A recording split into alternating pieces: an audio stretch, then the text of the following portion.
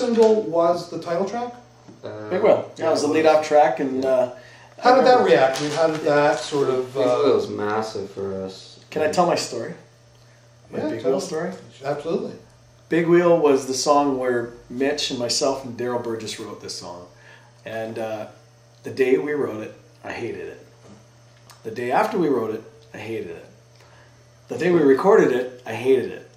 The day that we were releasing it to radio, I hated it and I thought it was going to tank. And just because it was a tough song to sing, and I don't really know why I didn't like it. There was something about it that just really bothered me. And Mitch and the team decided, you know what, this is a hit.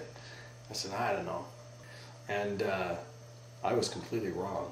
And thankfully I was. And thankfully Mitch and the guys. I don't think you hated it. I think what it was is we were hungover when we wrote it. We couldn't find Daryl's house. Story comes out, yeah. And we were frustrated. It took like 2 hours to get to Daryl's house in Nashville. Mm-hmm. And when you ask for directions in that town, it takes an hour to get directions to where you're going. And Daryl's really intimidating to write with. And we got in contact with him because of New Frontier. He co-wrote New Frontier. So that was sort of a connection for us to get to know him, and he invited us to write with him. And when we did, we wrote Big Wheel. That was our first song. Yeah. There's a video, of course, for that song. Yeah.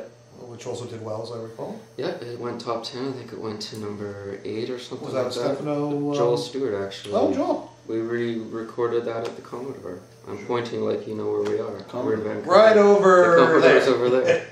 Hold My Beer was a massive, obviously, hit in Canada. And how high did that get on the chart? It didn't chart as well as some of the other songs, but But the reason we were told that it didn't chart as well as it did was because of the fact that people were still playing Big Wheel for so long. It was in heavy rotation when we released Hold My Beer, so it still had to come down from that heavy rotation at some stations. So they weren't all on board at the same time. I believe it would have easily gone top 10 if everybody was on at the same time. So it didn't go top 10? Well, it did. I don't think it made number it just barely 9 or made 10. yeah, Isn't that interesting? Because, I mean, to a lot of people who aren't overly familiar with Aaron, I think Hold My Beer is kind of the song that most people seem to sort of associate with you. I've gone up to people that have said, I don't listen to country, but I heard your song. Or if I tell them I sing a song called Hold My Beer, they're like, I know that song. I don't listen to country, but I know that song. Mm-hmm. Get that all the time. And, of course, the two of you, as well as Derek Rutan, won the Songwriting Award at the 2007 CCMAs. Award, So that must have been obviously a giant thrill. It was unexpected. I mean, it was the year before Aaron was the most nominated act at the CCMA, and we came out with nothing. No. And then the next year, we won for SoCan Songwriter of the Year, and then Tom McKillop and myself won for Producers of the Year for the album, which was unexpected because it was 2 years later, but Hold My Beer still has impact today, and it's just... I think how we knew that it was going to be a hit, how I knew it, first of all, was I played it for my grandma and she loved it, so I knew it was going to be a hit there. But when we released the song, about 3 weeks after we released it, we went on festival tours in Canada, and our first one was at Dauphin, Manitoba.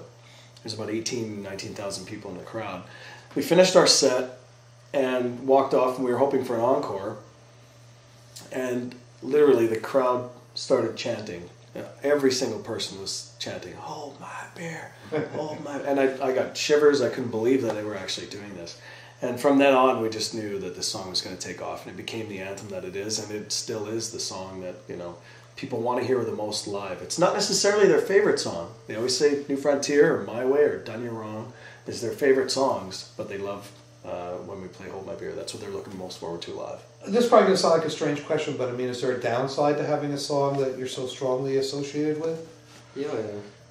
Yeah. Kind of pigeonholed in a way, and people expect you to continue to write those songs, but like Aaron and I were talking on the way in, I mean, we've encountered songwriters all over, a few songwriters, not a lot, but people that have tried to write that song and either wrote it but weren't happy with it, or like when I say write that song, I mean Hold My Beer While I Kiss Your Girlfriend is a title that's been around for years, and that's where Aaron got it from, was from a T-shirt.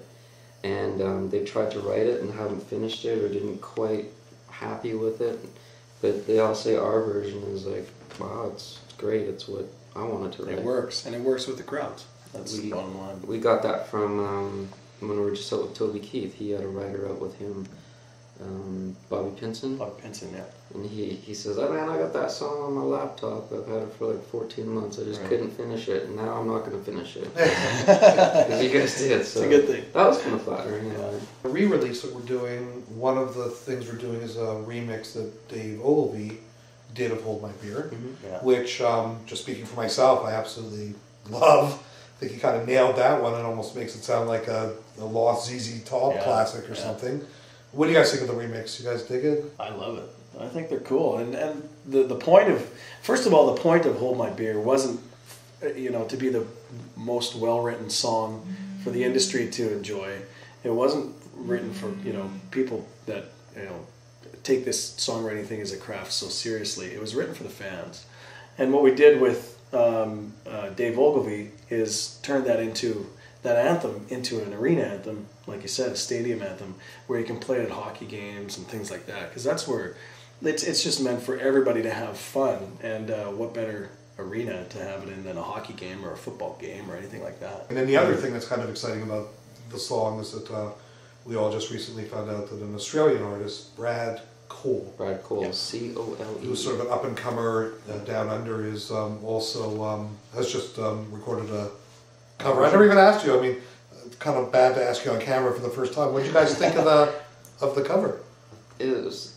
I sent an email out because I emailed it to Aaron and some people on campus. It's weird to hear the song, and people thought weird as in it's not very good, but it's weird in that it sounds like the song we did with Brad singing, and he does a great job on it, and it's kind of surreal. It's like the first time we heard a cover band, a bar band play Hold My Beer when we were in a club.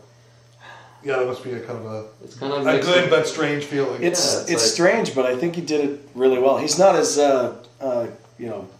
growly as I am when I sing. He's a little more smooth, but the point of the song definitely gets across. And Australians are as much fun makers as we are, I guess. They like to drink their beer, and I think it's going to go over really well.